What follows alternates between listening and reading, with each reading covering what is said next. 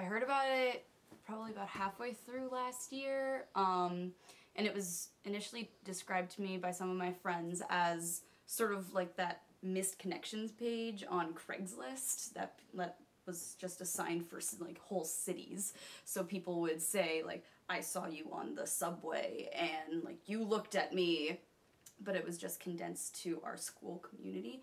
And obviously like I went on it immediately, and when it first started it was almost easier to sort of tell who was being written about because only so many people knew about it at that point, and then like as it blew up it got harder.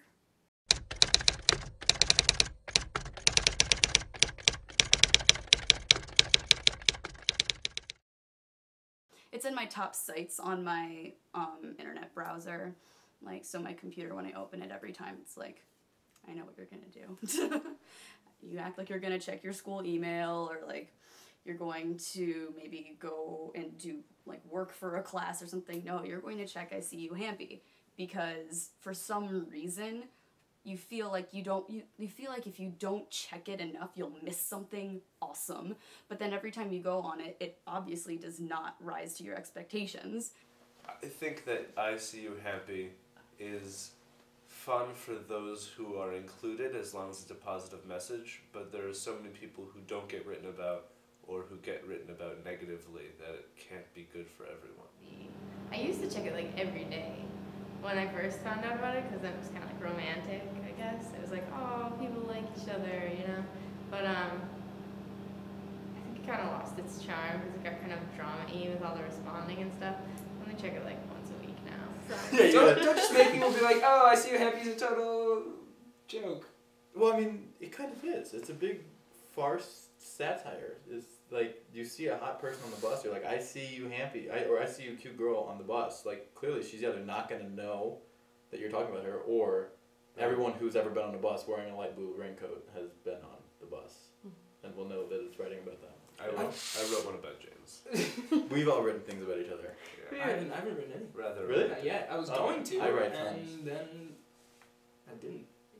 Funnily enough, I think it's made people more eager to sort of go out and about and go to the more public places on campus to try to be seen.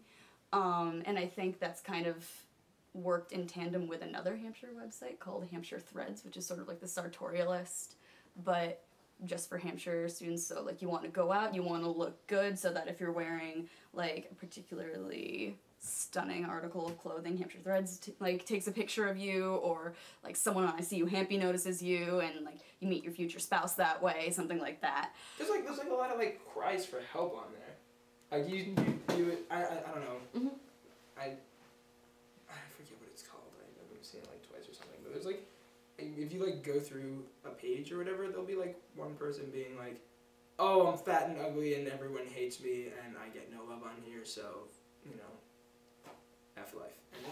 I wouldn't say there's ever been like ICU Hampy drama, but I mean, people like have accused other people of like writing posts about themselves to get attention, which whether or not it's true, it's just kind of silly, because you know what, if someone's writing about themselves, maybe that's what they need to do to like boost their confidence, and you know, that's kind of a bummer that they need to do that. But it's fine, it's not hurting anybody. I think that it has a generally positive effect, because there are a lot of missed connections at Hampshire, I think. In like the first few days, everybody's really open with each other, and then we kind of get sectioned off just because the classes spread us so thinly, maybe. And so you could see someone a lot and not be able to talk to them. For some reason, you could be like going different directions, and so I think that. And they're not all romantically interested. Sometimes they're just like, you look like you were having a bad day, or, yeah. So I think that they allow people to say things to other people in like a kind of safe environment, maybe. It makes the courtship of people so impersonal if you post it on ICU Hampy, because you're not actually physically going out saying hi or talking to them. Well, you do eventually. Yeah, but you're hoping you're planting the seed in hopes that they'll see it. You know, and that's like texting and Facebook the same way. Well, I think it's, you know, every type of person has their own comfort level with approaching people, and I think that might be one person's style of, you know, approaching. If it's more Yeah. removed or anonymous in that no way, doubt then they're that- more comfortable. Right. But I definitely do think that there are people with that removed sort of don't want to approach someone who, if they don't get written about, or if they write and they don't get responded to, Mm-hmm. it like becomes an issue. And I think that's the kind of thing that ICU Hampy kind of Enables. I mean, I always tell my friends when I think that like posts are written about them or something like that.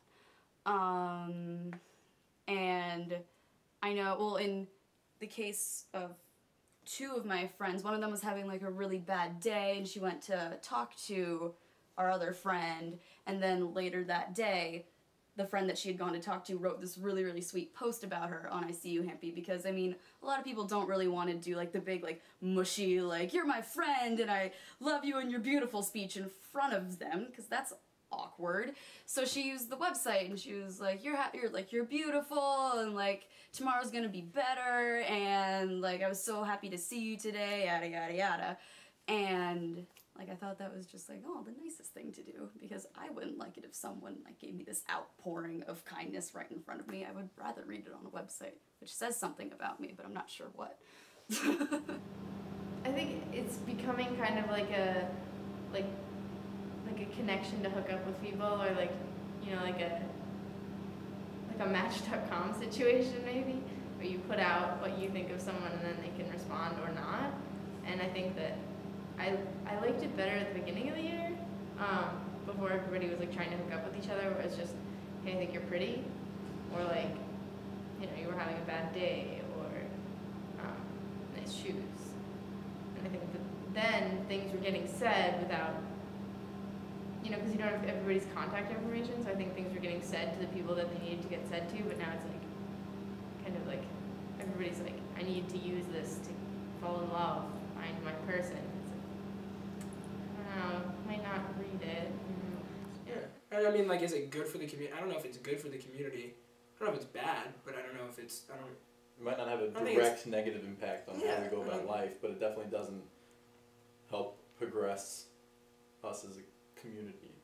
Yeah, I don't think it like pushes us into the Right. golden age of community, but I like.